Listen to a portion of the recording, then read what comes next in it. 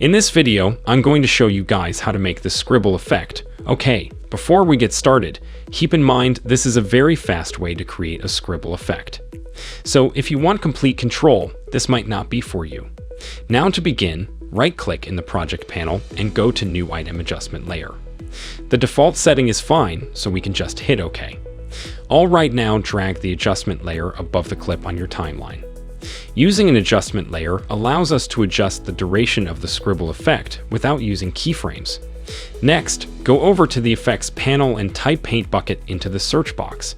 Then drag the effect onto your adjustment layer on the timeline.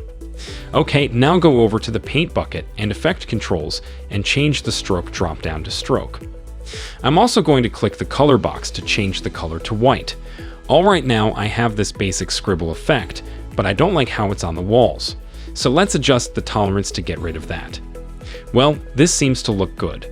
If I scrub through this a bit, I can see that it's still selecting parts of the wall I don't want, so what we can do is increase the fill points X value to refine the scribble into more of an outline.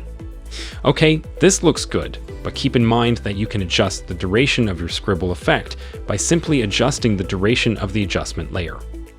I only want my scribble effect to play while she twirls to get the cool lines in her hair. And now when I play this back, it has a desired effect. For a final touch, I think this will look better if we eased into the scribble effect by animating the strokes with first you'll need to position the playhead to where you want the scribble effect to start coming in. Click the stopwatch next to stroke width to create a starting keyframe and set the stroke width to 0. Then move the playhead to when you want the scribble effect to fully come in at and set the stroke width to your desired thickness. I'll put my net 3 where it was before. Okay, and now when I play this back, my scribble effects smoothly animates in.